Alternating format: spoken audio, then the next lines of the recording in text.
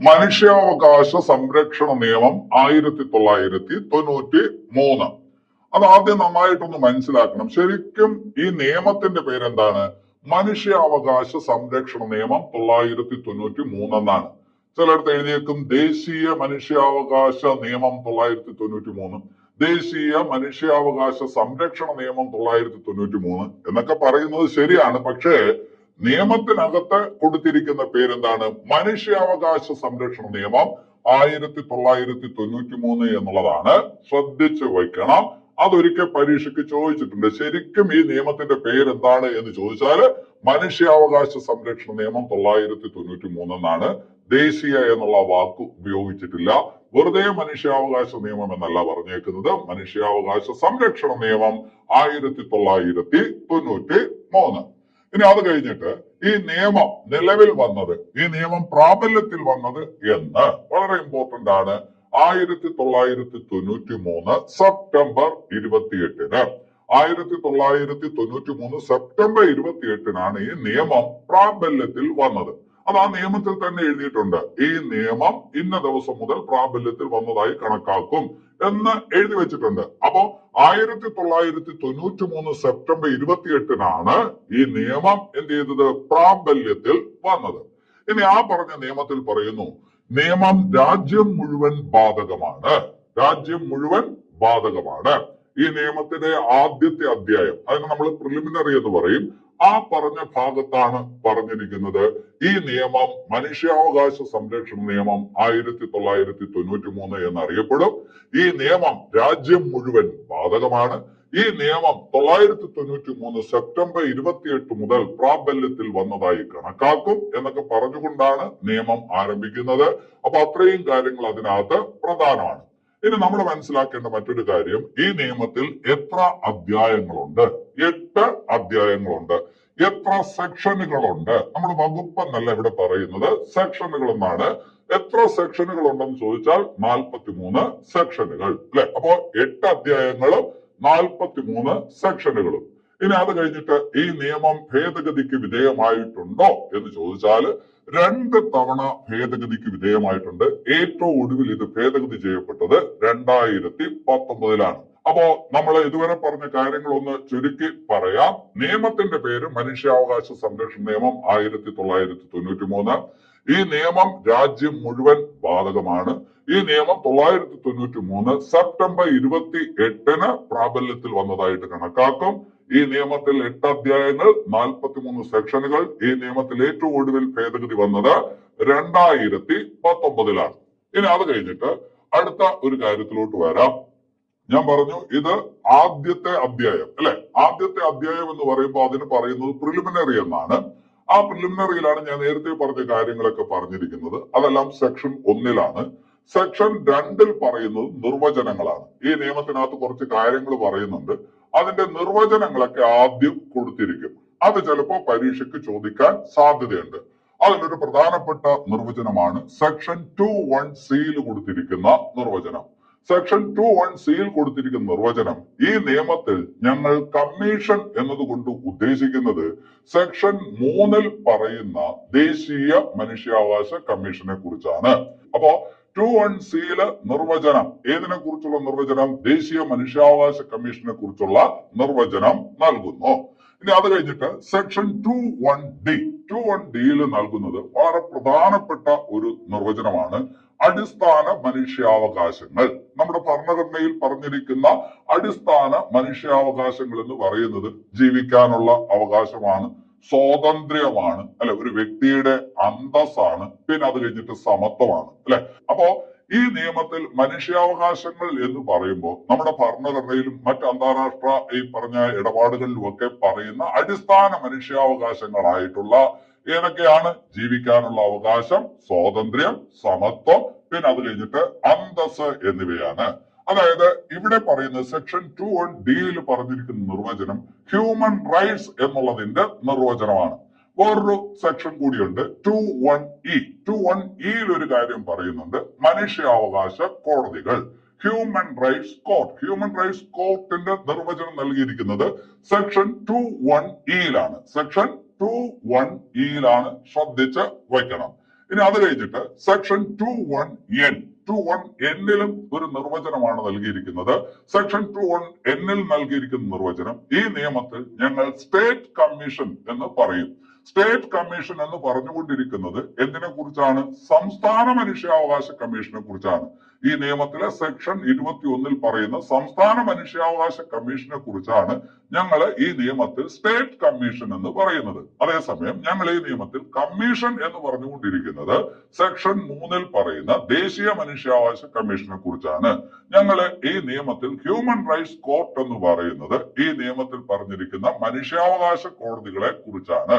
അതുപോലെ ഞങ്ങൾ ഈ നിയമത്തിൽ മനുഷ്യാവകാശങ്ങൾ എന്ന് പൊതുവെ പറയുന്നത് നമ്മുടെ ഭരണഘടനയിലേക്ക് പ്രതിപാദിക്കപ്പെട്ടിട്ടുള്ള അടിസ്ഥാന മനുഷ്യാവകാശങ്ങളായിട്ടുള്ള ജീവിക്കാനുള്ള അവകാശം, സമത്വത്തിനുള്ള അവകാശം, സ്വാതന്ത്ര്യത്തിനുള്ള അവകാശം, അന്തസ്സിനുള്ള അവകാശം, അങ്ങനെയുള്ള കാര്യങ്ങളാണ് എന്നുള്ളതാണ്. അപ്പോൾ ഈ പറഞ്ഞ സെക്ഷൻസ് ഒക്കെ എന്ത് ചെയ്യണം? ഒന്ന് കാണാതെ പഠിച്ച് വയ്ക്കണം. ഇനി അത് കഴിഞ്ഞിട്ട് ഇതിലെ രണ്ടാമത്തെ അധ്യായം അല്ലെ, മൊത്തം 8 അധ്യായങ്ങളും 43 സെക്ഷനുമാണുള്ളത്. അതിലെ രണ്ടാമത്തെ അധ്യായം അല്ലെ, ഈ നിയമത്തിലെ രണ്ടാമത്തെ അധ്യായം എന്ന് പറയുമ്പോൾ സെക്ഷൻ 3 മുതൽ 11 വരെയാണ്. സെക്ഷൻ 3 മുതൽ 11 വരെയാണ്. അതില് സെക്ഷൻ 3-ൽ എന്താണ് എന്ന് ഓൾറെഡി നമ്മൾ പറഞ്ഞു കഴിഞ്ഞു. ദേശീയ മനുഷ്യാവകാശ കമ്മീഷന്റെ കോൺസ്റ്റിറ്റ്യൂഷൻ, അതിന്റെ ഘടനയൊക്കെ പറയുന്നത് എവിടെയാണ്? ഈ പറഞ്ഞ സെക്ഷൻ 3-ലാണ്. ദേശീയ മനുഷ്യാവകാശ കമ്മീഷനെ കുറിച്ച് പറയുന്ന സെക്ഷനാണ് സെക്ഷൻ 3 അല്ലെ. അതിന് എടുത്തു പറയുന്നതാണ് സെക്ഷൻ 3. അതിന്റെ ഘടനയൊക്കെ പറയുന്നതാണ്, അതിന്റെ കോൺസ്റ്റിറ്റ്യൂഷൻ പറയുന്നതാണ് ഈ പറഞ്ഞ സെക്ഷൻ 3. അപ്പൊ അധ്യായം 2-ല് എന്തിനെ കുറിച്ചാണ് പറയുന്നതെന്ന് ചോദിച്ചാൽ ദേശീയ മനുഷ്യാവകാശ കമ്മീഷനെ കുറിച്ച്, അതിന്റെ ഈ പറഞ്ഞ കോൺസ്റ്റിറ്റ്യൂഷനെ കുറിച്ച് പ്രതിപാദിക്കുന്ന അധ്യായമാണ് അധ്യായം 2. അതിനകത്ത് 3 മുതൽ 11 വരെ വകുപ്പാണ്. 3 മുതൽ 11 വരെ വകുപ്പാണ്. ഇനി അത് കഴിഞ്ഞിട്ട് ദേശീയ മനുഷ്യാവകാശ കമ്മീഷൻ നിലവിൽ വന്നത് എന്ന് ചോദിക്കാം. 1993 ഒക്ടോബർ 12 അല്ലെ. ദേശീയ മനുഷ്യാവകാശ കമ്മീഷൻ വരുന്നത് മനുഷ്യാവകാശ സംരക്ഷണ നിയമം 1993 പ്രകാരമാണ്. മനുഷ്യാവകാശ സംരക്ഷണ നിയമം 1993 പ്രാബല്യത്തിൽ വരുന്നത് 1993 സെപ്റ്റംബർ 28-നാണ്. അതിന്റെ അടിസ്ഥാനത്തിൽ ദേശീയ മനുഷ്യാവകാശ കമ്മീഷൻ പിന്നീടാണ് രൂപീകരിക്കപ്പെട്ടത്. അത് 1993 ഒക്ടോബർ 12-നാണ്. 1993 ഒക്ടോബർ 12-നാണ്. അപ്പൊ ഈ നിയമം നിലവിൽ വന്നതെന്ന്, അതിന്റെ അടിസ്ഥാനത്തിൽ ദേശീയ മനുഷ്യാവകാശ കമ്മീഷൻ രൂപം കൊണ്ടതെന്ന് എന്നുള്ളത് തരംതിരിച്ച് വ്യക്തമായിട്ട് കൂട്ടുകാര് മനസ്സിലാക്കി വയ്ക്കണം. ഇനി അത് കഴിഞ്ഞിട്ട് ദേശീയ മനുഷ്യാവകാശ കമ്മീഷന്റെ ആസ്ഥാനം എവിടെയാണ്? അതെവിടെയാണ്? അത് ഡൽഹിയിലാണ്. ദേശീയ മനുഷ്യാവകാശ കമ്മീഷന്റെ ആസ്ഥാനം എവിടെയെന്ന് ചോദിച്ചാൽ അത് ഡൽഹിയിലാണ്. ഇനി അത് കഴിഞ്ഞിട്ട് ഇതിന്റെ ആപ്തവാക്യം, ദേശീയ മനുഷ്യാവകാശ കമ്മീഷന്റെ ആപ്തവാക്യം എന്താണെന്ന് ചോദിച്ചാൽ എല്ലാവർക്കും നല്ലത് വരട്ടെ എന്നുള്ളതാണ്. ഞാൻ എപ്പോഴും വീഡിയോ അവസാനിപ്പിക്കുന്നത് അങ്ങനെ പറഞ്ഞുകൊണ്ടാണ്. സർവഭവന്തു സുഖിന, എല്ലാവർക്കും നല്ലത് വരട്ടെ എന്നുള്ളതാണ് ദേശീയ മനുഷ്യാവകാശ കമ്മീഷന്റെ ആപ്തവാക്യം. സർവഭവന്തു സുഖിന. ഇനി അത് കഴിഞ്ഞിട്ട് അവിടെ ശ്രദ്ധിക്കേണ്ട ഒരു കാര്യം, ഇന്ത്യയിൽ മനുഷ്യാവകാശങ്ങളുടെ സംരക്ഷകൻ എന്നറിയപ്പെടുന്നത് ആരാണ് എന്നൊരു ചോദ്യം. അപ്പോ ഇവിടെ ഇപ്പൊ നമ്മൾ പറഞ്ഞുകൊണ്ടിരിക്കുന്നത് കാരണം നിങ്ങളിപ്പോ പറയും ദേശീയ മനുഷ്യാവകാശ കമ്മീഷൻ എന്ന് പറയും. പക്ഷെ പരീക്ഷയ്ക്ക് ഈ ചോദ്യം ചോദിക്കുമ്പോ ഇന്ത്യൻ പാർലമെന്റ് എന്ന് അതിനകത്ത് കാണും, സുപ്രീം കോടതി എന്ന് കാണും, ദേശീയ മനുഷ്യാവകാശ കമ്മീഷൻ എന്ന് കാണും. പിന്നെ അങ്ങനെയൊക്കെ കൊടുത്തിരിക്കുമ്പോൾ ആകെ ആശയക്കുഴപ്പമാവും. പക്ഷെ അതിന്റെ കൃത്യമായിട്ടുള്ള ഉത്തരം ദേശീയ മനുഷ്യാവകാശ കമ്മീഷൻ എന്നുള്ളതാണ്. അപ്പൊ ഇന്ത്യയിൽ മനുഷ്യാവകാശങ്ങളുടെ സംരക്ഷകൻ എന്നറിയപ്പെടുന്നത് ആരെ എന്ന് ചോദിച്ചാൽ കലർപ്പില്ലാതെ, ആശയക്കുഴപ്പങ്ങളില്ലാതെ പറയാനായിട്ട് കഴിയണം ദേശീയ മനുഷ്യാവകാശ കമ്മീഷനാണ് അല്ലെ. ഇനി അത് കഴിഞ്ഞിട്ട് ഞാൻ പറയുന്നു, ദേശീയ മനുഷ്യാവകാശ കമ്മീഷൻ ഒരു സ്റ്റാറ്റ്യൂട്ടറി സ്ഥാപനമാണ്. ഞാനൊരു പ്രസ്താവന നടത്തുന്നു, ആ പ്രസ്താവന ശരിയാണോ? ദേശീയ മനുഷ്യാവകാശ കമ്മീഷൻ ഒരു സ്റ്റാറ്റ്യൂട്ടറി സ്ഥാപനമാണ് അല്ലെ. എന്താണ് ഭരണഘടനാ സ്ഥാപനം, എന്താണ് സ്റ്റാറ്റ്യൂട്ടറി സ്ഥാപനം എന്ന് നിങ്ങൾക്കറിയാം.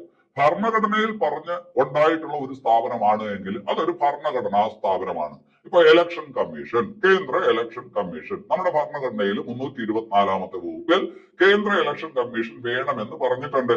അതിന്റെ അടിസ്ഥാനത്തിലാണ് കേന്ദ്ര ഇലക്ഷൻ കമ്മീഷൻ വന്നത് അല്ലെ. അപ്പൊ അതെന്താണ്? അതൊരു ഭരണഘടനാ സ്ഥാപനമാണ്. നമ്മുടെ ഭരണഘടനയിൽ മനുഷ്യാവകാശ കമ്മീഷൻ വേണമെന്ന് പറഞ്ഞിട്ടില്ല. പിന്നെ എങ്ങനെ മനുഷ്യാവകാശ കമ്മീഷൻ ഉണ്ടായി? അതാണ് ഈ നിയമം. 1993 മനുഷ്യാവകാശ സംരക്ഷണ നിയമം, ഇന്ത്യൻ പാർലമെന്റ് പാസാക്കിയ മനുഷ്യാവകാശ സംരക്ഷണ നിയമം, അതിന്റെ അടിസ്ഥാനത്തിലാണ് ഈ സ്ഥാപനം ഉണ്ടായത്. അങ്ങനെയാണെങ്കിൽ നമ്മൾ പറയും പാർലമെന്റ് പാസാക്കിയ ഒരു നിയമത്തിന്റെ അടിസ്ഥാനത്തിൽ ഒരു സ്ഥാപനം ഉണ്ടായാൽ നമ്മൾ പറയും അതിനെ സ്റ്റാറ്റ്യൂട്ടറി സ്ഥാപനം എന്ന് പറയും. അപ്പോ മനുഷ്യാവകാശ കമ്മീഷൻ, ദേശീയ മനുഷ്യാവകാശ കമ്മീഷൻ ആവട്ടെ, സംസ്ഥാന മനുഷ്യാവകാശ കമ്മീഷൻ ആവട്ടെ, അതെല്ലാം എന്താണ്? സ്റ്റാറ്റ്യൂട്ടറി സ്ഥാപനമാണ് എന്ന് പറഞ്ഞാൽ തെറ്റില്ല. ഇനി അത് കഴിഞ്ഞിട്ട് അടുത്തത്, മനുഷ്യാവകാശ കമ്മീഷന് ഒരു സിവിൽ കോർട്ടിന്റെ അധികാരമുണ്ട് എന്ന് പറഞ്ഞാൽ ആ പ്രസ്താവന ശരിയാണ്. ഒരു സിവിൽ കോർട്ടിന്റെ ചില അധികാരങ്ങളെല്ലാം ആർക്കുണ്ട്? മനുഷ്യാവകാശ കമ്മീഷനുണ്ട് എന്ന് പറഞ്ഞാൽ ആൾക്കാരെ വിളിച്ചു വരുത്താനായിട്ട് പറ്റും, പരാതികളിന്മേൽ ആൾക്കാരെ വിളിച്ചു വരുത്താനായിട്ട് പറ്റും, മൊഴിയെടുക്കാനായിട്ട് പറ്റും, എന്തെങ്കിലും രേഖകൾ ഹാജരാക്കാൻ പറയാനായിട്ട് പറ്റും, രേഖകൾ പിടിച്ചെടുക്കാൻ പറ്റും. അങ്ങനെയുള്ള അധികാരങ്ങളൊക്കെ ആർക്കുണ്ട്? ദേശീയ മനുഷ്യാവകാശ കമ്മീഷനുണ്ട്. ഇത് സാധാരണ ഒരു സിവിൽ കോർട്ടിന് ഉള്ളതുപോലുള്ള അധികാരമാണ്. പക്ഷെ ഒരാളെ ശിക്ഷിക്കാനുള്ള അധികാരം ആർക്കില്ല? മനുഷ്യാവകാശ കമ്മീഷനില്ല. ഇപ്പൊ നമ്മൾ ഒരു പരാതിയുമായിട്ട് പോയി, ഒരു പരാതി, അപ്പൊ നമ്മൾ നഷ്ടപരിഹാരം ആവശ്യപ്പെടുന്ന ഒരു പരാതിയുമായിട്ടാണ് പോയത്. അപ്പൊ മനുഷ്യാവകാശ കമ്മീഷൻ ബോധ്യപ്പെട്ടു നമുക്ക് നഷ്ടപരിഹാരത്തിനുള്ള യോഗ്യതയുണ്ട്. പക്ഷെ നമുക്ക് നഷ്ടപരിഹാരം അനുവദിക്കാൻ മനുഷ്യാവകാശ കമ്മീഷന് പറ്റത്തില്ല. ആരോടെങ്കിലും നിർദ്ദേശിക്കാൻ മാത്രമേ പറ്റൂ. അത് ഈ പറഞ്ഞ നിർദ്ദേശിക്കാൻ കഴിവുള്ള സ്ഥാപനമാണ്. ഇപ്പൊ ഗവൺമെന്റിനോട് നിർദ്ദേശിക്കാം, അവൻ ആ പറഞ്ഞ നഷ്ടപരിഹാരം കൊടുക്കാൻ വേണ്ടി നടപടി സ്വീകരിക്കാൻ പറയാം. പക്ഷെ നഷ്ടപരിഹാരം എടുത്തു കൊടുക്കാൻ ആർക്ക് പറ്റത്തില്ല? അത് മനുഷ്യാവകാശ കമ്മീഷന് പറ്റത്തില്ല. അപ്പൊ മനുഷ്യാവകാശ കമ്മീഷൻ എന്ന് പറയുന്നത് ഒരു ഉപദേശക സ്ഥാപനമായിട്ട് പ്രവർത്തിക്കും. അത് സ്റ്റാറ്റ്യൂട്ടറി സ്ഥാപനമാണ്. അതുപോലെ തന്നെ അതൊരു അഡ്വൈസറി സ്ഥാപനമായിട്ടും ആര് പ്രവർത്തിക്കും? മനുഷ്യാവകാശ കമ്മീഷൻ പ്രവർത്തിക്കും. സിവിൽ കോടതിയുടെ ചില അധികാരങ്ങളുണ്ട്. പക്ഷെ ഈ പറഞ്ഞ പൂർണ്ണമായിട്ടും ഈ പറഞ്ഞ ഒരു കോടതിയായിട്ട് പ്രവർത്തിക്കാൻ ആർക്ക് കഴിയത്തില്ല? മനുഷ്യാവകാശ കമ്മീഷന് പറ്റത്തില്ല. അപ്പൊ സിവിൽ കോർട്ടിന്റെ സ്റ്റാറ്റസ് ഇല്ല. സിവിൽ കോർട്ടിന്റെ ചില അധികാരങ്ങൾ ആർക്കുണ്ട്? ദേശീയ മനുഷ്യാവകാശ കമ്മീഷനും അതുപോലെ സംസ്ഥാന മനുഷ്യാവകാശ കമ്മീഷനും ഒക്കെ ഉണ്ട് എന്ന് മനസ്സിലാക്കി വെക്കുക. അപ്പൊ ഒരാളെ ശിക്ഷിക്കാൻ അങ്ങനെ ഒരു നടപടിയിലോട്ട് പോകാൻ ദേശീയ മനുഷ്യാവകാശ കമ്മീഷനോ സംസ്ഥാന മനുഷ്യാവകാശ കമ്മീഷനോ പറ്റത്തില്ല. അപ്പൊ പരാതിയുമായിട്ട് വരുന്ന ഒരാൾക്ക് അയാൾക്ക് ഈ പറഞ്ഞ എന്താണ് നഷ്ടപരിഹാരം നൽകുക എന്ന് പറയുന്നത് ദേശീയ മനുഷ്യാവകാശ കമ്മീഷന് പറ്റുന്ന കാര്യമല്ല. പക്ഷെ അതൊക്കെ ചെയ്യാൻ വേണ്ടിയിട്ട് ആരോടെങ്കിലും ഒക്കെ നിർദ്ദേശിക്കാൻ പറ്റും. ഗവൺമെന്റിനോടോ മറ്റേതെങ്കിലും സ്ഥാപനങ്ങളോടോ ഒക്കെ നിർദ്ദേശിക്കാനായിട്ട് പറ്റും. അപ്പോ അതൊരു അഡ്വൈസറി ബോഡി കൂടിയാണ് എന്ന് കൂടി കൂട്ടുകാര് മനസ്സിലാക്കി വെക്കണം, അല്ലെ? അപ്പൊ കോടതിയുടെ ചില അധികാരങ്ങളുണ്ട്, എന്നാൽ പൂർണ്ണമായും കോടതിയല്ല. അതുകൊണ്ട് നമ്മൾ പറയും അതൊരു ക്വാസി ജുഡീഷ്യൽ ബോഡിയാണ്. ക്വാസി ജുഡീഷ്യൽ ബോഡിയാണ്, അല്ലെ? അപ്പോ മനുഷ്യാവകാശ കമ്മീഷൻ എന്ന് പറയുമ്പോൾ അതൊരു സ്റ്റാറ്റ്യൂട്ടറി ബോഡിയാണ്, എന്നാൽ അതൊരു അഡ്വൈസറി ബോഡിയാണ്, എന്നാൽ അതൊരു ക്വാസി ജുഡീഷ്യൽ ബോഡിയാണ്, എന്നാൽ അതൊരു കോടതി ആകത്തില്ല. അത് ഒരു കോടതിയല്ല. ഒരു സിവിൽ കോർട്ടിന്റെ എന്താണ് സ്റ്റാറ്റസ് അതിനില്ല. സിവിൽ കോർട്ടിന്റെ ചില അധികാരങ്ങൾ അതിനകത്തുണ്ട്. ആ ചില അധികാരങ്ങൾ എന്ന് പറഞ്ഞാൽ ആൾക്കാരെ വിളിച്ചു വരുത്താൻ, അതുപോലെ തന്നെ രേഖകൾ ഹാജരാക്കാൻ, മൊഴിയെടുക്കാൻ, അങ്ങനെയുള്ള അധികാരങ്ങളാണ് സിവിൽ കോർട്ടിന്റെ അധികാരങ്ങളാണ് ആർക്കുള്ളത്? മനുഷ്യാവകാശ കമ്മീഷനുള്ളത്. ഞാൻ ഇപ്പോ പറഞ്ഞ കാര്യങ്ങളെല്ലാം വളരെ ഇമ്പോർട്ടന്റ് ആണ്.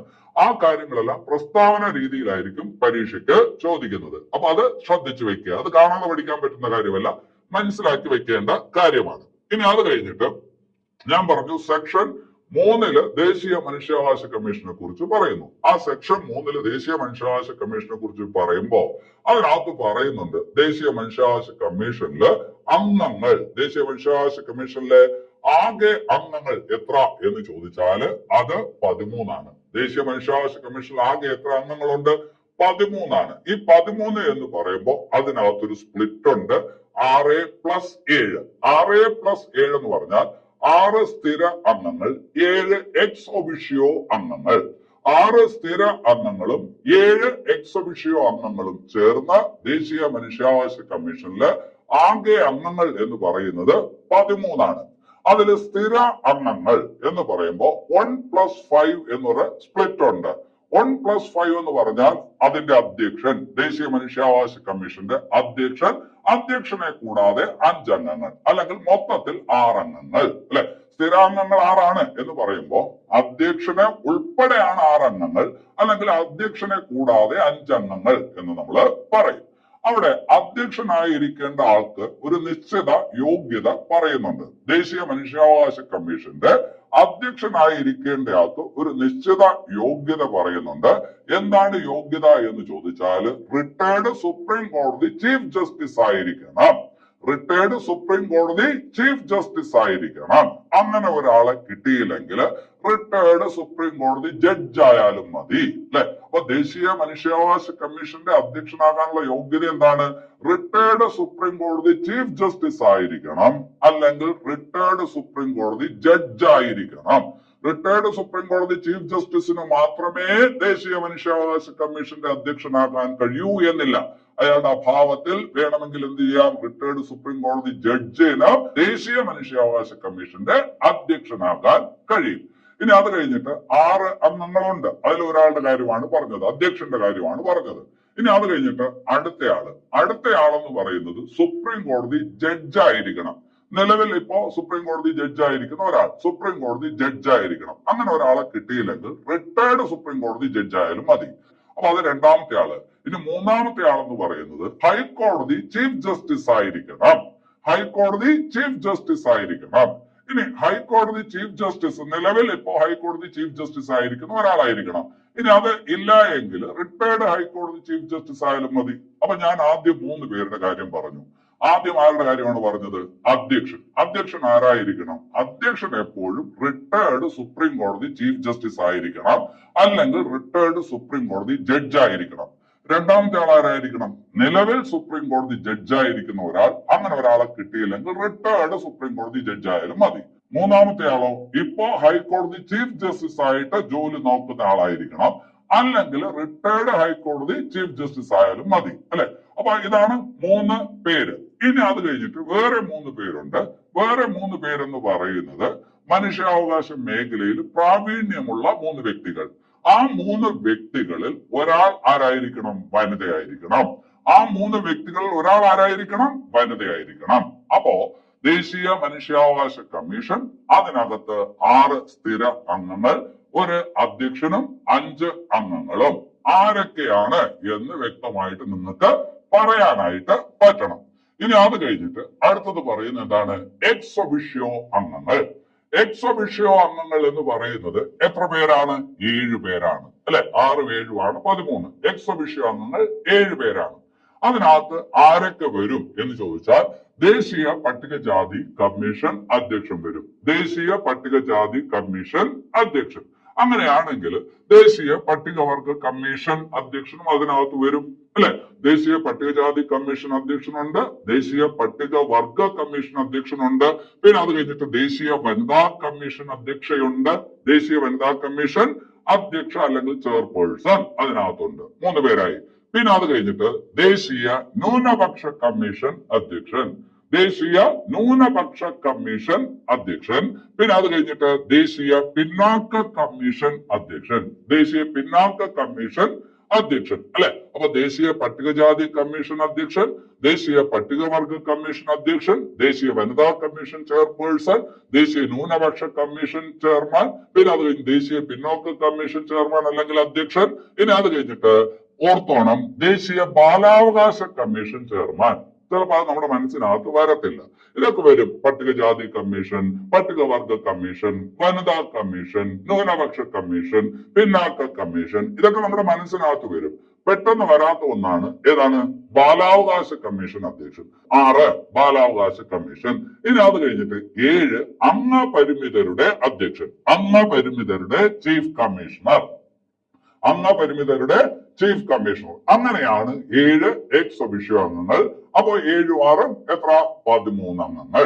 അതിനകത്തൊരു ക്ലാരിറ്റി വേണം. ആ ഭാഗത്ത് നിന്ന് പരീക്ഷയ്ക്ക് ഒരു ചോദ്യം ഉണ്ടാവും.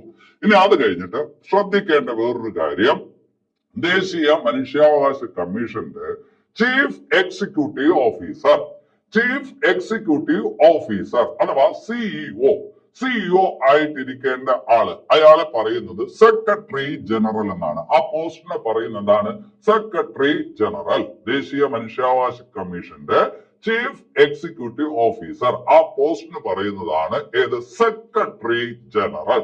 ശ്രദ്ധിച്ച് വായിക്കണം.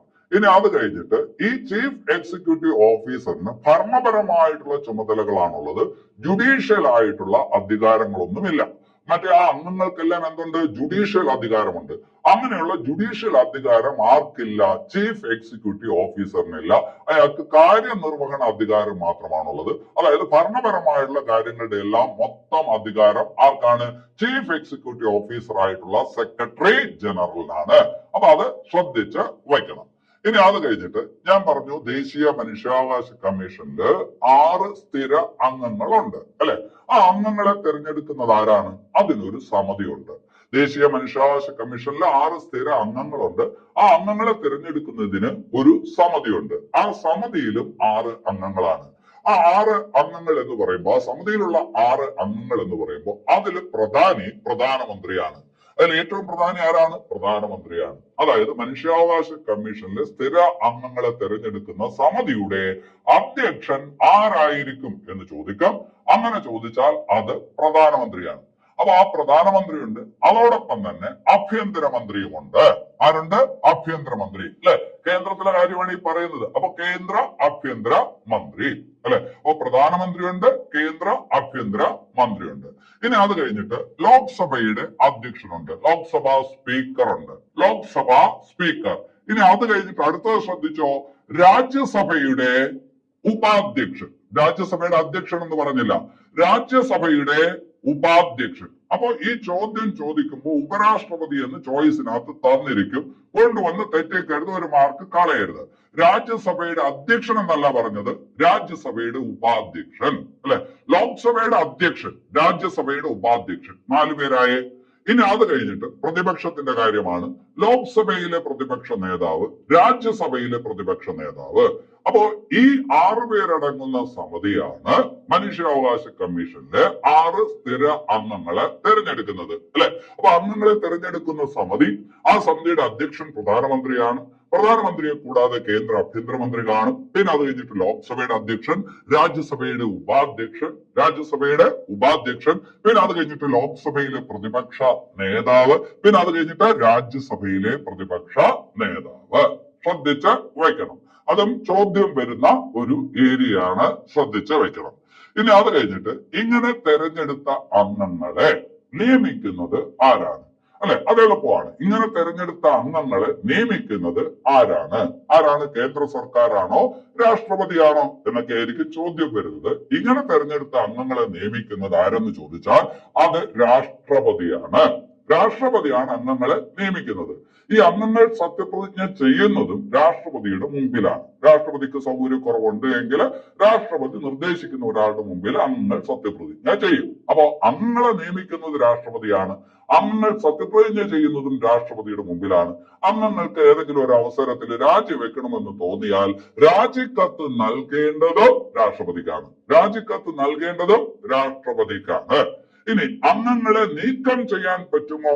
രാഷ്ട്രപതിക്ക് അംഗങ്ങളെ നീക്കം ചെയ്യാൻ പറ്റുമോ എന്നൊരു ചോദ്യം. പറ്റും എന്ന് ഉത്തരം. ഏത് സാഹചര്യത്തിലാണ് നീക്കം ചെയ്യാൻ പറ്റുന്നത് അല്ലെ. അതിന് വ്യക്തമായിട്ടുള്ള സാഹചര്യങ്ങൾ വേണം, വ്യക്തമായിട്ടുള്ള കാരണങ്ങൾ ഉണ്ടാവണം. അതിലൊരു കാരണമാണ് പെരുമാറ്റ ദൂഷ്യം. അന്തസ്സിന് നിരക്കുന്ന രീതിയിലല്ല, അല്ലെങ്കിൽ ഇപ്പൊ ഏതെങ്കിലും കുറ്റകൃത്യത്തിന് ഇപ്പോ ശിക്ഷിക്കപ്പെട്ടു, അപ്പോ പെരുമാറ്റ ദൂഷ്യമുണ്ട്, ഏതെങ്കിലും കുറ്റകൃത്യത്തിന് ശിക്ഷിക്കപ്പെടുന്നു, അല്ലെങ്കിൽ ഈ പറഞ്ഞ ഇൻകപ്പാസിറ്റി, കഴിവില്ലായ്മ, ശാരീരികമായിട്ടുള്ള മാനസികമായിട്ടുള്ള ഏതെങ്കിലും തരത്തിലുള്ള കഴിവില്ലായ്മ, തളർവാദം വന്നു, അല്ലെങ്കിൽ ഈ പറഞ്ഞ ബുദ്ധി മോശം സംഭവിക്കുന്നു, അൾഷിമേഴ്സ് ഒക്കെ സംഭവിക്കാമല്ലോ. അങ്ങനെയുള്ള ഇൻകപ്പാസിറ്റി, അല്ലെങ്കിൽ ചിത്തഭ്രമം, അത് വേറൊരു ഗ്രൗണ്ടാണ്. ചിത്തഭ്രമം അതായത് ചെവിയിൽ പൂ വിരിയുന്നു, അതായത് എന്താണ്, അയാൾക്ക് ഇപ്പൊ മാനസിക അസ്വാസ്ഥ്യമുണ്ട്, ചിത്തഭ്രമം. പിന്നെ അത് കഴിഞ്ഞിട്ട് വേറൊരു സാഹചര്യമുണ്ട്, എന്താണ്, പാപ്പരായി മാറുക, ഇൻസോൾവെന്റ് ആവുക. അതായത് പാപ്പരായി മാറുന്ന ഒരു സാഹചര്യത്തിൽ, അല്ലെങ്കിൽ ഇവിടെ ജോലി ചെയ്തുകൊണ്ടിരിക്കുമ്പോ ഇവിടെ ഈ പറഞ്ഞ എന്തെങ്കിലും തരത്തിൽ ആനുകൂല്യം പറ്റുമ്പോൾ തന്നെ വേറെ ഏതെങ്കിലും സ്ഥാപനങ്ങളിൽ ഈ പറഞ്ഞ ജോലി ചെയ്ത് ശമ്പളം വാങ്ങുന്നത് ഉണ്ടെങ്കിൽ അങ്ങനെയുള്ള സാഹചര്യങ്ങളിലെല്ലാം ഈ പറഞ്ഞ രാഷ്ട്രപതിക്ക് ആരെ നീക്കം ചെയ്യാം? ഈ അംഗത്തെ നീക്കം ചെയ്യാം. അപ്പൊ റിമൂവൽ പറ്റുമോ? പറ്റും. ആർക്കാണ് പറ്റുന്നത്? അത് രാഷ്ട്രപതിക്കാണ്. രാജിക്കത്ത് ആർക്കാണ് നൽകേണ്ടത്? രാഷ്ട്രപതിക്കാണ്. ആരാണ് നിയമിക്കുന്നത്? രാഷ്ട്രപതിയാണ്. തെരഞ്ഞെടുക്കുന്നതിന് വേണ്ടിയിട്ട് 6 അംഗ സമിതിയുണ്ട്. അതിന്റെ അധ്യക്ഷൻ പ്രധാനമന്ത്രിയാണ്. അതിനകത്ത് രാജ്യസഭയുടെ അധ്യക്ഷനുണ്ടോ? ഇല്ല. രാജ്യസഭയുടെ ഉപാധ്യക്ഷനാണ് ഉള്ളത്. അപ്പൊ അത് ശ്രദ്ധിച്ചു വെക്കണം. ഇനി അത് കഴിഞ്ഞിട്ട് കാലാവധി. ഇങ്ങനെ തെരഞ്ഞെടുക്കപ്പെടുന്ന അംഗങ്ങളുടെ കാലാവധി 3 വർഷമാണ്. ഇങ്ങനെ തെരഞ്ഞെടുക്കപ്പെടുന്ന അംഗങ്ങളുടെ കാലാവധി എത്ര വർഷമാണ്? 3 വർഷമാണ്. അല്ലെങ്കിൽ 70 വയസ്സുവരെ. ഇതിൽ ഏതാണോ ആദ്യം വരുന്നത് അതുവരെ, അല്ലെ? അപ്പൊ 3 വർഷം അല്ലെങ്കിൽ 70 വയസ്സാണ് എന്ത് ഇവരുടെ കാലാവധി. ഇപ്പൊ 68 വയസ്സിലാണ് ഇയാൾ അംഗമായത്. അങ്ങനെയാണെങ്കിൽ 3 കൊല്ലം കഴിയുമ്പോൾ 71 ആയി പോകും. അപ്പൊ 70 വയസ്സിൽ റിട്ടയർ ആവും. 65 വയസ്സിലാണ് അംഗമായത്. 3 കൊല്ലം കഴിയുമ്പോൾ 68 ആവത്തുള്ളൂ, 70 ആവത്തില്ല. പക്ഷെ ആദ്യം വന്നത് 3 കൊല്ലം കഴിഞ്ഞതാണ്. അപ്പോ എന്താവും? അംഗത്തിന്റെ കാലാവധി തീരും, അല്ലെ? അപ്പൊ അതാണ്. അപ്പൊ കാലാവധി എന്ന് പറയുന്നത് 3 വർഷം അല്ലെങ്കിൽ 70 വയസ്സ്. ഇനി അത് കഴിഞ്ഞിട്ട് വളരെ പ്രധാനപ്പെട്ട ഒരു പോയിന്റ്, ഇവരെ പുനർനിയമിക്കാൻ പറ്റുമോ? ഒരിക്കൽ മനുഷ്യാവകാശ കമ്മീഷൻ അംഗമായിരുന്ന ഒരാളെ വീണ്ടും നിയമിക്കാനായിട്ട് പറ്റുമോ എന്ന് ചോദ്യം. പറ്റുമെന്ന് ഉത്തരം. പക്ഷെ വേറൊരു കാര്യം പറയാം. ഇവിടെ ദേശീയ മനുഷ്യാവകാശ കമ്മീഷനിൽ അല്ലെങ്കിൽ സംസ്ഥാന മനുഷ്യാവകാശ കമ്മീഷനിൽ അംഗമായിരുന്ന ഒരാൾക്ക് പിന്നീട് ഈ പറഞ്ഞ കേന്ദ്ര സംസ്ഥാന സർക്കാരുകളിൽ ഏതെങ്കിലും തരത്തിലുള്ള ജോലി സ്വീകരിക്കാൻ, പദവികൾ സ്വീകരിക്കാൻ കഴിയില്ല, അല്ലെ? അപ്പൊ ദേശീയ മനുഷ്യാവകാശ കമ്മീഷൻ അംഗമായിരുന്ന ഒരു വ്യക്തിക്ക് പിന്നീട് ഒരു സാഹചര്യത്തിൽ കേന്ദ്രത്തിലോ സംസ്ഥാനത്തിലോ സർക്കാർ പദവികളിൽ ഈ പറഞ്ഞു വരാനായിട്ട് സാധിക്കത്തില്ല. പുനർനിയമനത്തിന് യോഗ്യത ഉണ്ട്. ഇതൊക്കെ ശ്രദ്ധിച്ചു വെക്കേണ്ട കാര്യമാണ്. ഇതൊക്കെ പ്രസ്താവനയായിട്ട് വരും. അപ്പോഴാണ് കുഴഞ്ഞു പോകുന്നത്. നമുക്ക് കുറെ കാര്യങ്ങളൊക്കെ കാണാതെ പഠിക്കാം. ചില കാര്യങ്ങൾ മനസ്സിലാക്കി വയ്ക്കേണ്ടതായിട്ടുണ്ട്. അപ്പൊ ആ പറഞ്ഞ കാര്യങ്ങളാണ് ഞാൻ ഇപ്പോ നിങ്ങളുടെ മുമ്പിൽ വച്ചത്. ശരി, അടുത്തത് ദേശീയ മനുഷ്യാവകാശ കമ്മീഷൻ അന്വേഷണ വിഭാഗം. ദേശീയ മനുഷ്യാവകാശ കമ്മീഷൻ ഒരു അന്വേഷണ വിഭാഗമുണ്ട്. അതിനൊരു തലവനുണ്ട്. അദ്ദേഹം ഏത് റാങ്കിലുള്ള ആളായിരിക്കണം, അല്ലെ? ദേശീയ മനുഷ്യാവകാശ കമ്മീഷൻ അന്വേഷണ വിഭാഗം തലവൻ ഏത് റാങ്കിലുള്ള ആളായിരിക്കണം എന്ന് ചോദിച്ചാല് DGP റാങ്കിൽ കുറയാൻ പാടില്ല എന്നുള്ളത് ഓർത്ത് വയ്ക്കണം. ഇനി അത് കഴിഞ്ഞിട്ട് ദേശീയ മനുഷ്യാവകാശ കമ്മീഷന് ഏതെങ്കിലും പരാതിയുടെ അടിസ്ഥാനത്തിൽ അന്വേഷണം നടത്താൻ പറ്റും, അല്ലെ? പക്ഷെ ആ അന്വേഷണം നടത്തുന്നത് അല്ലെങ്കിൽ ആ പരാതി എന്ന് പറയുന്നത് 1 വർഷത്തിന് മുമ്പുള്ളതാകാൻ പാടില്ല. അപ്പൊ അതായത് 1 വർഷം മുമ്പ് വരെയുള്ള കേസുകൾ മാത്രമേ അന്വേഷിക്കാനായിട്ട് പറ്റൂ. അപ്പൊ പരാതി 1 വർഷത്തിന് ഇപ്പുറമുള്ളതായിരിക്കണം. 1 വർഷത്തിന് മുമ്പുള്ള കേസുകളിൽ ദേശീയ മനുഷ്യാവകാശ കമ്മീഷന് അന്വേഷണം പറ്റത്തില്ല. അത് മനുഷ്യാവകാശ കമ്മീഷന് ഒരു പോരായ്മയായിട്ട് കൂടി കണക്കാക്കപ്പെടുന്ന ഒരു കാര്യമാണ്. 1 വർഷം വരെ പഴക്കമുള്ള കേസുകളിൽ മാത്രമേ ദേശീയ മനുഷ്യാവകാശ കമ്മീഷന് എന്ത് ചെയ്യാനായിട്ട് പറ്റൂ? അന്വേഷണം നടത്താനായിട്ട് പറ്റൂ. ഇമ്പോർട്ടന്റ് ആയിട്ടുള്ള ഒരു ഫാക്ട് ആണ്, മനസ്സിൽ വയ്ക്കണം. ഇനി അത് കഴിഞ്ഞിട്ട് ദേശീയ മനുഷ്യാവകാശ കമ്മീഷന്റെ പ്രവർത്തനങ്ങൾ. ദേശീയ മനുഷ്യാവകാശ കമ്മീഷന്റെ പ്രവർത്തനങ്ങളിൽ എന്തെല്ലാം വരും ഒന്ന് അറിഞ്ഞു വച്ചിരിക്കുന്നത് നല്ലതാണ്. ആ നിയമത്തിൽ പറയുന്ന കാര്യങ്ങളാണ് ഞാൻ ഈ പറയുന്നത്. നിയമത്തിൽ ഇങ്ങനെ നമ്പർ ഇട്ട് താഴെ കൊടുത്തിട്ടുണ്ട്. അപ്പൊ അതൊക്കെ ഒന്ന് നിങ്ങൾ നോക്കി വെക്കണം. അപ്പൊ ദേശീയ മനുഷ്യാവകാശ കമ്മീഷന്റെ പ്രവർത്തനങ്ങളിൽ വരുന്ന ഒരു കാര്യമാണ് ഗവേഷണങ്ങളിൽ പ്രോത്സാഹനം. ഈ ഗവേഷണങ്ങളിൽ പ്രോത്സാഹനം എന്ന് പറയുമ്പോൾ ഏത് തരത്തിലുള്ള ഗവേഷണമാണ്? മനുഷ്യാവകാശവുമായി ബന്ധപ്പെട്ട ഗവേഷണങ്ങൾ പ്രോത്സാഹിപ്പിക്കുക, മനുഷ്യാവകാശ രംഗത്തെ ഗവേഷണങ്ങൾ പ്രോത്സാഹനം നൽകുക. പിന്നെ അത് കഴിഞ്ഞിട്ട് മനുഷ്യാവകാശവുമായി ബന്ധപ്പെട്ട ബോധവൽക്കരണം. നിങ്ങൾക്ക് ഇന്ന കാര്യങ്ങൾക്ക് അവകാശമുണ്ട്, ഇന്നതൊക്കെ നിങ്ങളുടെ മനുഷ്യാവകാശങ്ങളാണ്, ഇതൊക്കെ അടിസ്ഥാന മനുഷ്യാവകാശങ്ങളാണ്, ഈ കാര്യങ്ങളൊക്കെ നിങ്ങൾക്ക് കിട്ടേണ്ടതാണ് എന്ന് നാട്ടുകാരെ പറഞ്ഞ് മനസ്സിലാക്കിയാൽ മാത്രമേ അവർക്കത് മനസ്സിലാവുള്ളൂ, അല്ലെ?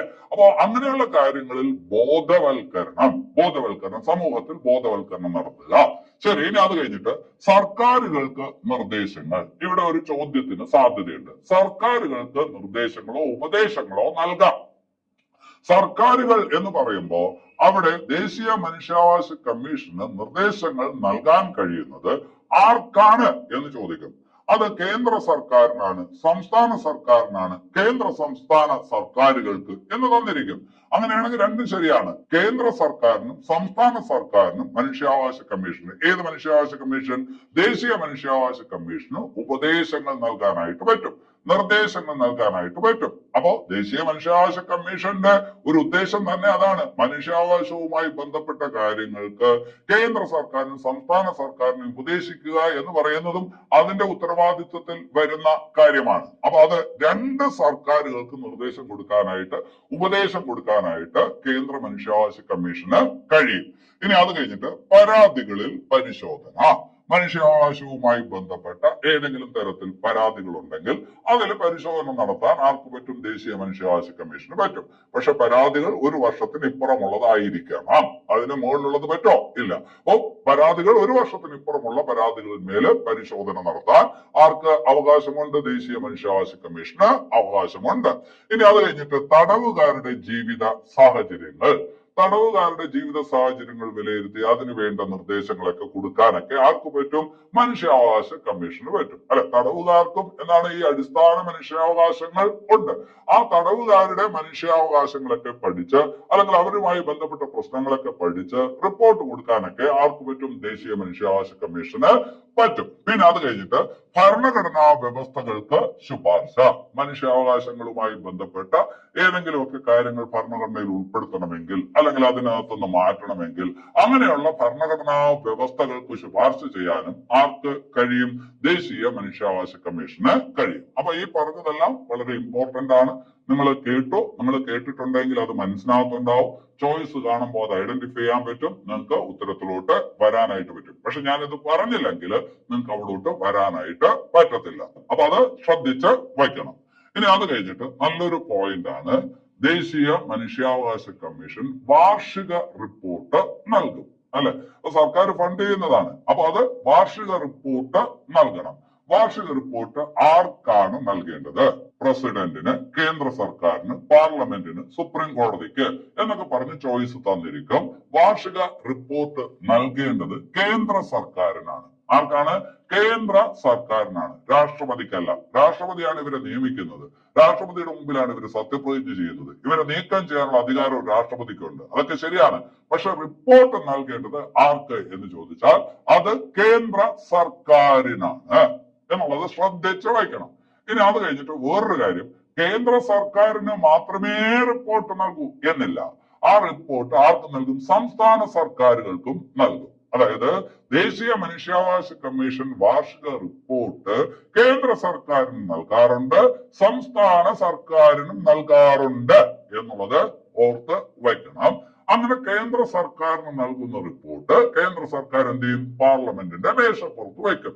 അതായത് നാട്ടുകാരെ അറിയിക്കും. അല്ലെ, അതായത് മനുഷ്യാവകാശ കമ്മീഷൻ എന്തെല്ലാം കാര്യങ്ങൾ നമ്മുടെ രാജ്യത്ത് ചെയ്തുകൊണ്ടിരിക്കുന്നു എന്നുള്ളത് കേന്ദ്ര സർക്കാരിനെ അറിയിക്കുമ്പോ, റിപ്പോർട്ട് കൊടുക്കുമ്പോ, കേന്ദ്ര സർക്കാർ അത് പാർലമെന്റിന്റെ മേശപ്പുറത്ത് വെക്കുമ്പോ അത് എന്താണ് അതിനകത്ത് അർത്ഥമാക്കുന്നത്? 140 കോടി ജനങ്ങളുടെ മുമ്പില് മനുഷ്യാവകാശ കമ്മീഷൻ എന്തൊക്കെ ചെയ്തുകൊണ്ടിരിക്കുന്നു എന്നുള്ളതിന്റെ ഒരു വിവരം എത്തിച്ചു എന്നാണ് നമ്മൾ കണക്കാക്കേണ്ടത്. ശരിയാണോ? അപ്പൊ അത്രയും കാര്യങ്ങൾ അവിടെ ഓർത്ത് വയ്ക്കുക. ഇനി അത് കഴിഞ്ഞിട്ട് പരീക്ഷയ്ക്ക് ചോദിക്കുന്നതാണ്, ദേശീയ മനുഷ്യാവകാശ കമ്മീഷന്റെ ആദ്യത്തെ അധ്യക്ഷൻ ആര്? ദേശീയ മനുഷ്യാവകാശ കമ്മീഷന്റെ ആദ്യത്തെ അധ്യക്ഷൻ നിങ്ങൾക്ക് അറിയാം, ജസ്റ്റിസ് രംഗനാഥ മിശ്ര. അല്ലെ, ദേശീയ മനുഷ്യാവകാശ കമ്മീഷന്റെ ആദ്യത്തെ അധ്യക്ഷൻ ആരാണ്? ജസ്റ്റിസ് രംഗനാഥ മിശ്രയാണ് ആദ്യത്തെ അധ്യക്ഷൻ. ഇനി അത് കഴിഞ്ഞിട്ട് മറ്റു ചില അധ്യക്ഷന്മാരുടെ പേരെങ്കിലും ഒന്ന് കേട്ടു പോണം. താഴെ തന്നിരിക്കുന്നത് ദേശീയ മനുഷ്യാവകാശ കമ്മീഷന്റെ അധ്യക്ഷൻ അല്ലാത്തത് ആയിരുന്നത് എന്നൊക്കെ പറഞ്ഞ് ചിലപ്പോ തന്നിരിക്കും. നിങ്ങൾ അതൊക്കെ ഒന്ന് ശ്രദ്ധിച്ചിട്ടുണ്ടോ എന്നറിയാൻ വേണ്ടി ചോദ്യകർത്താവ് ചോദിക്കും. അപ്പൊ അതുകൊണ്ട് അടുത്തത് മനസ്സിലാക്കി വെക്കണം. രണ്ടാമത്തെ ആളൊന്നും പഠിക്കണ്ട.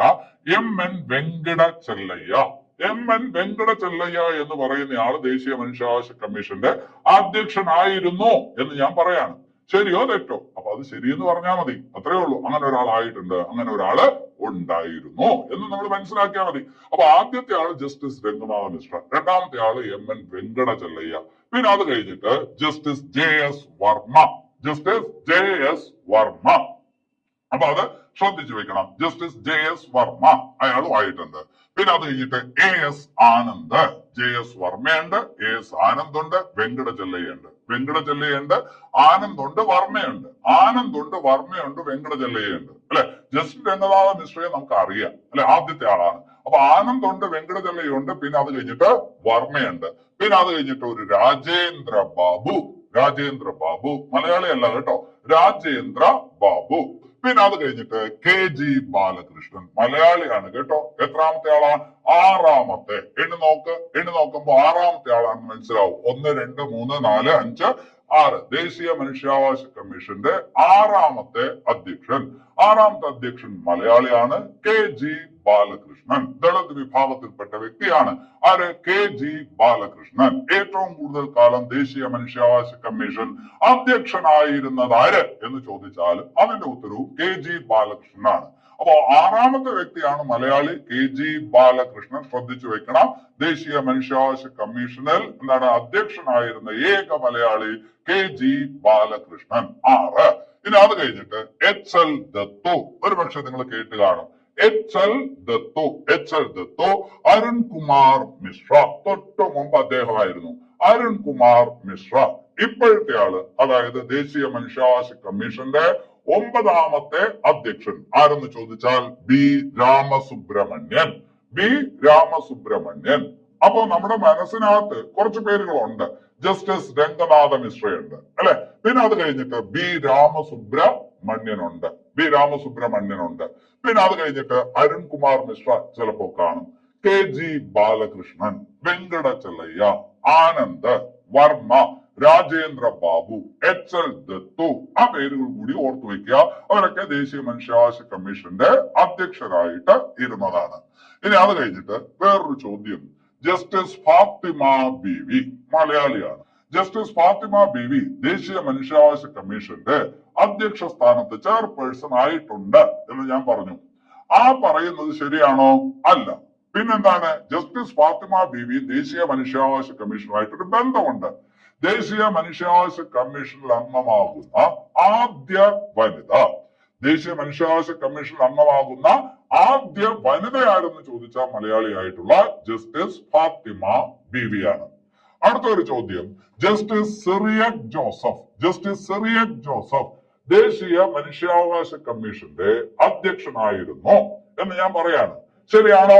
അല്ല. 9 പേരാണ് ഇതുവരെ ഇരുന്നത്. ആ 9 പേരും നമ്മൾ പഠിച്ചതാണ്. ആ കൂട്ടത്തിൽ ജസ്റ്റിസ് സിറിയക് ജോസഫ് ഇല്ല. പിന്നെ ജസ്റ്റിസ് സിറിയക് ജോസഫിന് ദേശീയ മനുഷ്യാവകാശ കമ്മീഷനുമായിട്ട് എന്ത് ബന്ധമാണുള്ളത്? ദേശീയ മനുഷ്യാവകാശ കമ്മീഷന്റെ ആക്ടിംഗ് അധ്യക്ഷനായിട്ടിരുന്നത്, ആക്ടിംഗ് ചെയർമാൻ ആയിട്ടിരുന്നത് ഈ പറഞ്ഞ അദ്ദേഹമാണ്, മലയാളിയാണ്. അപ്പോ ദേശീയ മനുഷ്യാവകാശ കമ്മീഷന്റെ ആക്ടിംഗ് ചെയർമാൻ ആയിരുന്ന മലയാളി ആര് എന്ന് ചോദിച്ചാൽ ജസ്റ്റിസ് സിറിയക് ജോസഫ് എന്ന് പറയാം. അപ്പൊ അത് ശ്രദ്ധിച്ച് വയ്ക്കണം. ഇനി അത് കഴിഞ്ഞിട്ട് അധ്യായം 5. അധ്യായം 2 ദേശീയ മനുഷ്യാവകാശ കമ്മീഷനെ കുറിച്ച് പറഞ്ഞത്. അതിൽ ദേശീയ മനുഷ്യാവകാശ കമ്മീഷനെ കുറിച്ച്, അതിന്റെ ഘടനയെ കുറിച്ച്, അല്ലെങ്കിൽ അതിന്റെ കോൺസ്റ്റിറ്റ്യൂഷനെ കുറിച്ച് ഒക്കെ പറഞ്ഞത് സെക്ഷൻ 3 അല്ലെ? ഇവിടെ സംസ്ഥാന മനുഷ്യാവകാശ കമ്മീഷനെ കുറിച്ച് പറയുന്നത് ഏത് അധ്യായത്തിലാണെന്ന് ചോദിച്ചാൽ അധ്യായം 5. അധ്യായം 5 എന്ന് പറയുമ്പോൾ 21 മുതൽ 29 വരെ സെക്ഷൻ. അതിൽ സെക്ഷൻ 21 സംസ്ഥാന മനുഷ്യാവകാശ കമ്മീഷന്റെ കോൺസ്റ്റിറ്റ്യൂഷൻ പറയുന്നത്. സംസ്ഥാന മനുഷ്യാവകാശ കമ്മീഷന്റെ കോൺസ്റ്റിറ്റ്യൂഷൻ പറയുന്നത് ഏതിലാണ്? സെക്ഷൻ 21. ഇനി അത് കഴിഞ്ഞിട്ട് സംസ്ഥാന മനുഷ്യാവകാശ കമ്മീഷൻ രൂപം കൊണ്ടത് എന്ന് ചോദിച്ചാൽ 1998 ഡിസംബർ 11. സംസ്ഥാന മനുഷ്യാവകാശ കമ്മീഷൻ രൂപം കൊണ്ടത് 1998 ഡിസംബർ 11 അല്ലെ? ദേശീയ മനുഷ്യാവകാശ കമ്മീഷൻ രൂപം കൊണ്ടത് 1993 ഒക്ടോബർ 12 അതേസമയം സംസ്ഥാന മനുഷ്യാവകാശ കമ്മീഷൻ 98 ഡിസംബർ 11 അല്ലെ? ഇതൊരു സ്റ്റാറ്റ്യൂട്ടറി സ്ഥാപനമാണ്, ശരിയായുള്ള പ്രസ്താവനയാണ്. ഇതൊരു കോസി ജുഡീഷ്യൽ സ്ഥാപനമാണ്, ശരിയായ പ്രസ്താവനയാണ്. ഇതൊരു അഡ്വൈസറി സ്ഥാപനമായിട്ട് പ്രവർത്തിക്കും, ശരിയായിട്ടുള്ള പ്രസ്താവനയാണ്. സിവിൽ കോർട്ടിന്റെ ചില അധികാരങ്ങളുണ്ട്, ശരിയായ പ്രസ്താവനയാണ്. ശിക്ഷിക്കാൻ അധികാരമില്ല, ശരിയായ പ്രസ്താവനയാണ്. ഇതൊക്കെ നേരത്തെ പഠിച്ച അതേ കാര്യങ്ങൾ ഇവിടെയും ബാധകമാണ് അല്ലെ? സ്റ്റാറ്റ്യൂട്ടറി സ്ഥാപനമാണല്ലോ, നിയമത്തിന്റെ അടിസ്ഥാനത്തിൽ വന്നത് തന്നെയാണ്. അടുത്തത്, ഇനി ഈ പറഞ്ഞ സംസ്ഥാന മനുഷ്യാവകാശ കമ്മീഷനിൽ എത്ര അംഗങ്ങൾ ഉണ്ട് എന്ന് ചോദിച്ചാൽ 3 അംഗങ്ങളാണ്. സംസ്ഥാന മനുഷ്യാവകാശ കമ്മീഷനിൽ എത്ര അംഗങ്ങളുണ്ട്? 3 അംഗങ്ങൾ അല്ലെ? അവിടെ ദേശീയ മനുഷ്യാവകാശ കമ്മീഷനിൽ 6 സ്ഥിര അംഗങ്ങളും 7 എക്സ് ഒഫീഷ്യോ അംഗങ്ങളും, മൊത്തത്തിൽ 13 അംഗങ്ങൾ. ഇവിടെ എത്രയേ ഉള്ളൂ? 3 അംഗങ്ങൾ. ആ 3 അംഗങ്ങൾ എന്ന് പറയുമ്പോൾ അതിനകത്തുള്ള സ്പ്ലിറ്റ് എന്താണ്? ഒരു അധ്യക്ഷൻ, പിന്നെ അത് കഴിഞ്ഞിട്ട് മറ്റു 2 അംഗങ്ങൾ. ഒരു അധ്യക്ഷൻ, മറ്റ് 2 അംഗങ്ങൾ അല്ലെ?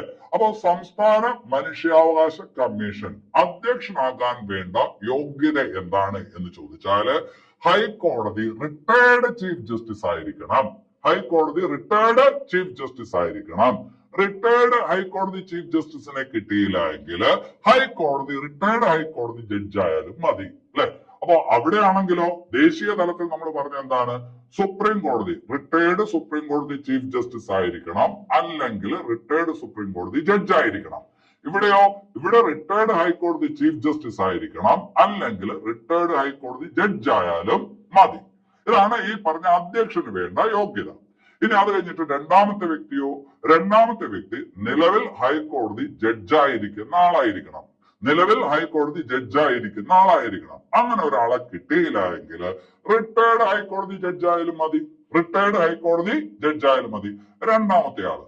മൂന്നാമത്തെ ആളെന്ന് പറയുന്നത് മനുഷ്യാവകാശ മേഖലയിൽ നൈപുണ്യമുള്ള ഒരു വ്യക്തിയായിരിക്കണം. മൂന്നാമത്തെ ആളെന്ന് പറയുമ്പോൾ മനുഷ്യാവകാശ മേഖലയിൽ നൈപുണ്യമുള്ള ഒരു വ്യക്തിയായിരിക്കണം. അപ്പോ മൊത്തം എത്ര വ്യക്തികളായി? 3 പേരായി, 3 അംഗങ്ങളായി. ഒരു അധ്യക്ഷനും 2 അംഗങ്ങളും. ഇനി അത് കഴിഞ്ഞിട്ട് നേരത്തെ പഠിച്ചതുപോലെ തന്നെ ഇവിടെയും നമുക്ക് പഠിക്കേണ്ടതല്ലേ ഇവരെ തെരഞ്ഞെടുക്കുന്ന സമിതി. ഇവരെ തെരഞ്ഞെടുക്കുന്ന സമിതി ഉണ്ടല്ലോ, ആ തെരഞ്ഞെടുക്കുന്ന സമിതിയിൽ ആരൊക്കെയാ ഉള്ളത്? ഒന്ന് മുഖ്യമന്ത്രി ഉണ്ടാവും. അതുപോലെ സംസ്ഥാന ആഭ്യന്തരമന്ത്രി ഉണ്ടാവും. സംസ്ഥാന ആഭ്യന്തരമന്ത്രി നമ്മുടെ ഇപ്പോഴത്തെ കേരളത്തിന്റെ കാര്യം നോക്കുമ്പോൾ മുഖ്യമന്ത്രി ആഭ്യന്തരമന്ത്രിയൊക്കെ ഒരാളാണ്, അല്ലെ? അപ്പൊ മുഖ്യമന്ത്രി ഉണ്ടാവും, സംസ്ഥാന ആഭ്യന്തരമന്ത്രി ഉണ്ടാവും. പിന്നെ അത് കഴിഞ്ഞിട്ട് നിയമസഭാ സ്പീക്കർ. പിന്നെ ആര്? പ്രതിപക്ഷ നേതാവ്. അല്ലെ? നിയമസഭാ പ്രതിപക്ഷ നേതാവ്. അപ്പോ തെരഞ്ഞെടുക്കുന്ന സമിതി, ആ തെരഞ്ഞെടുക്കുന്ന സമിതിയിൽ മുഖ്യമന്ത്രി, ആഭ്യന്തരമന്ത്രി, പിന്നെ അത് കഴിഞ്ഞിട്ട് നിയമസഭാ സ്പീക്കർ, പ്രതിപക്ഷ നേതാവ്. ഇവർ 4 പേരാണ് ആ തെരഞ്ഞെടുക്കുന്ന സമിതിയിൽ വരുന്നത്, അല്ലെ? ഇനി ഒരു കാര്യം കൂടി ശ്രദ്ധിക്കണം. നമ്മൾ നേരത്തെ പറഞ്ഞ കാര്യമാണ്, വേറൊരു സ്ഥലത്ത് പറഞ്ഞു, അത് നിങ്ങൾക്ക് അറിയാം. എന്താണ്? ഈ 3 അംഗങ്ങൾ മാത്രമല്ല ഉള്ളത് അവിടെ. പിന്നെ എന്തുകൊണ്ട് ഒരു ചീഫ് എക്സിക്യൂട്ടീവ് ഓഫീസർ കൂടി കാണും, അല്ലെ? സംസ്ഥാന മനുഷ്യാവകാശ കമ്മീഷൻ ഒരു ചീഫ് എക്സിക്യൂട്ടീവ് ഓഫീസർ കാണും, സിഇഒ കാണും. ആ സിഇഒ അറിയപ്പെടുന്നത് സെക്രട്ടറി എന്നുള്ള പേരിലാണ്. ദേശീയ തലത്തിൽ അത് സെക്രട്ടറി ജനറലാണ്. ഇവിടെ എന്ത് പേരിലാണ് അറിയപ്പെടുന്നത്? സെക്രട്ടറി എന്നുള്ള പേരിൽ അറിയപ്പെടും. ഒരു കാര്യം മനസ്സിലാക്കേണ്ടത്, അദ്ദേഹത്തിന് ജുഡീഷ്യൽ അധികാരങ്ങളൊന്നും കാണൂല. കാര്യനിർവഹണ വിഭാഗം മൊത്തം നോക്കുന്നത് ആരായിരിക്കും? ഈ പറഞ്ഞ ചീഫ് എക്സിക്യൂട്ടീവ് ഓഫീസർ ആയിട്ടുള്ള സെക്രട്ടറി ആയിരിക്കും. അപ്പൊ അത് ശ്രദ്ധിച്ച് വയ്ക്കണം. ഇനി അത് കഴിഞ്ഞിട്ട് നല്ലൊരു ഭാഗത്തോട്ട് വരാം. ഇവരെ നിയമിക്കുന്നത് ആരാണ്? സംസ്ഥാന മനുഷ്യാവകാശ കമ്മീഷൻ അംഗങ്ങളെ നിയമിക്കുന്നത് ആരാണ് എന്ന് ചോദിച്ചാൽ ഗവർണറാണ്. നിയമിക്കുന്നത് ആരാണ്? ഗവർണറാണ്. രാജിക്കത്ത് കൊടുക്കേണ്ടത് ആർക്കാണ്? ഗവർണർക്കാണ്. സത്യപ്രതിജ്ഞ ചെയ്യേണ്ടത് ആരുടെ മുമ്പിലാണ്? ഗവർണർക്കോ ഗവർണർ നിർദ്ദേശിക്കുന്ന ഒരാളുടെ മുമ്പിലോ, അല്ലെ? അപ്പൊ അത്രയും കാര്യങ്ങൾ നിങ്ങൾ പറയും, ഗവർണർ എന്ന് പറയും. പക്ഷേ നീക്കം ചെയ്യാനുള്ള അധികാരം ആർക്കാണ്? ഗവർണർ എന്ന് പറയരുത്. അത് ആർക്കാണുള്ളത്? രാഷ്ട്രപതിക്കാണുള്ളത്. ഗവർണർ എന്ന് പറയരുത്. സംസ്ഥാന മനുഷ്യാവകാശ കമ്മീഷൻ അംഗങ്ങളെ നീക്കം ചെയ്യാനുള്ള അധികാരം ഗവർണർക്കല്ല, തെറ്റിപ്പോകുന്നതാണ്. ആർക്കാണ്? രാഷ്ട്രപതിക്കാണ്, അല്ലെ? രാഷ്ട്രപതി നീക്കം ചെയ്യുന്നതിന് ചില സാഹചര്യങ്ങൾ ഉണ്ടെന്ന് പറഞ്ഞു. ഒരാള് പാപ്പരായിട്ട് മാറുമ്പോ, പെരുമാറ്റ ദൂഷ്യം ഉണ്ടാകുമ്പോ, അല്ലെങ്കിൽ ഇൻകപ്പാസിറ്റി, ആ ജോലി ചെയ്യാൻ കഴിവില്ലാത്ത സാഹചര്യത്തിൽ, ചിത്തഭ്രമം ബാധിക്കുമ്പോ, ഇവിടെ ജോലി ചെയ്തുകൊണ്ടിരിക്കുമ്പോൾ തന്നെ മറ്റൊരു സ്ഥാപനത്തിൽ നിന്ന് ശമ്പളം പറ്റുന്ന ജോലി ചെയ്യുമ്പോ, അങ്ങനെയുള്ള സാഹചര്യങ്ങളിലൊക്കെ ഈ പറഞ്ഞ പ്രസിഡന്റിന് മനുഷ്യാവകാശ കമ്മീഷൻ അംഗങ്ങളെ നീക്കം ചെയ്യാം. ഗവർണർക്ക് അതിന് കഴിയില്ല. അപ്പൊ അത് ശ്രദ്ധിച്ച് വയ്ക്കണം. ഇനി അത് കഴിച്ചിട്ട് ഇവരുടെ കാലാവധിയോ? അത് നമ്മൾ നേരത്തെ പറഞ്ഞതുപോലെ തന്നെ ദേശീയ മനുഷ്യാവകാശ കമ്മീഷന്റെ കാര്യത്തിൽ പറഞ്ഞതുപോലെ തന്നെയാണ്. 3 വർഷം അല്ലെങ്കിൽ 70 വയസ്സ്. 3 വർഷം അല്ലെങ്കിൽ 70 വയസ്സ്. ഇതിൽ ഏതാണോ ആദ്യം അതുവരെ. ഇവർക്ക് പുനർനിയമനത്തിന് സാഹചര്യമുണ്ടോ എന്ന് ചോദിച്ചാൽ പുനർനിയമനത്തിന് ഇവർ യോഗ്യരാണ്. പുനർനിയമനത്തിന് ഇവര് യോഗ്യരാണ്. ഇനി അത് കഴിഞ്ഞിട്ട് ഇവര് റിപ്പോർട്ട് കൊടുക്കുന്നത് ആർക്കാണ്? ഇവരെന്ന് പറഞ്ഞ ആരാണ്? സംസ്ഥാന മനുഷ്യാവകാശ കമ്മീഷൻ റിപ്പോർട്ട് നൽകുന്നത് ആർക്കാണ് എന്ന് ചോദിച്ചാൽ സംസ്ഥാന സർക്കാരിനാണ്. കേന്ദ്ര മനുഷ്യാവകാശ കമ്മീഷൻ, ദേശീയ മനുഷ്യാവകാശ കമ്മീഷൻ, അത് കേന്ദ്ര സർക്കാരിനും കൊടുക്കും, സംസ്ഥാന സർക്കാരിനും കൊടുക്കും. ഇവിടെ ഇത് ആർക്കേ കൊടുക്കൂ? സംസ്ഥാന സർക്കാരിന് മാത്രമേ കൊടുക്കൂ. അപ്പോൾ സംസ്ഥാന മനുഷ്യാവകാശ കമ്മീഷൻ റിപ്പോർട്ട് കൊടുക്കുന്നത് സംസ്ഥാന സർക്കാരിനാണ്, ഗവർണർക്കല്ല. ഇനി അത് കഴിഞ്ഞിട്ട് ഇവർക്കും ഒരു അന്വേഷണ തലവനുണ്ട് അല്ലെ. ഇവരുടെ പ്രവർത്തനം എന്താണ്? നേരത്തെ ദേശീയ മനുഷ്യാവകാശ കമ്മീഷന്റെ കാര്യത്തിൽ പ്രവർത്തനം പറഞ്ഞല്ലോ, അതൊക്കെ ഇവർക്കും ഉള്ളത് തന്നെയാണ് അല്ലെ. ഇവര് ഈ പറഞ്ഞ അന്വേഷണ തലവൻ ആരാണ്? അന്വേഷണ തലവൻ ആരെന്ന് ചോദിച്ചാൽ IG റാങ്കിൽ കുറയാത്ത ഉദ്യോഗസ്ഥൻ. ദേശീയ മനുഷ്യാവകാശ കമ്മീഷന്റെ കാര്യത്തില് DGP റാങ്കിൽ കുറയാത്ത ഉദ്യോഗസ്ഥൻ. ഇവിടെ ആവുമ്പോ IG റാങ്കിൽ കുറയാത്ത ഉദ്യോഗസ്ഥൻ. അപ്പൊ അത് ശ്രദ്ധിച്ച് വയ്ക്കണം. ഇനി അത് കഴിഞ്ഞിട്ട് സംസ്ഥാന മനുഷ്യാവകാശ കമ്മീഷൻ. സംസ്ഥാന മനുഷ്യാവകാശ കമ്മീഷന്റെ ആദ്യത്തെ അധ്യക്ഷൻ ആരെന്ന് ചോദിച്ചാൽ ജസ്റ്റിസ് പരീത് പിള്ളയാണ്. സംസ്ഥാന മനുഷ്യാവകാശ കമ്മീഷന്റെ ആദ്യത്തെ അധ്യക്ഷൻ ആരെന്ന് ചോദിച്ചാൽ ജസ്റ്റിസ് പരീത് പിള്ള. ആരാണ്? ജസ്റ്റിസ് പരീത് പിള്ളയാണ് സംസ്ഥാന മനുഷ്യാവകാശ കമ്മീഷന്റെ ആദ്യ അധ്യക്ഷൻ. നിലവിലത്തെ അധ്യക്ഷൻ ആരെന്ന് ചോദിച്ചാൽ നിങ്ങൾക്കറിയാം, അലക്സാണ്ടർ തോമസ്. നിലവിലത്തെ അധ്യക്ഷൻ ആരാണ്? അലക്സാണ്ടർ തോമസ് ആണ് നിലവിലത്തെ സംസ്ഥാന മനുഷ്യാവകാശ കമ്മീഷൻ അധ്യക്ഷൻ. ചോയ്സിൽ അലക്സാണ്ടർ ജേക്കബ് എന്ന് തന്നിരിക്കും, തെറ്റിക്കാൻ വേണ്ടിയിട്ടാണ്. അല്ല, അലക്സാണ്ടർ തോമസ്. ശ്രദ്ധിച്ച് വയ്ക്കണം. ഇനി അത് കഴിഞ്ഞിട്ട് സംസ്ഥാന മനുഷ്യാവകാശ കമ്മീഷന്റെ ആസ്ഥാനം എവിടെയാണ്? തിരുവനന്തപുരം. തീർന്നോ? ഒരു കാര്യം കൂടിയുണ്ട്, അതൊരു മാർക്കുമാണ്. ഏതാണ്?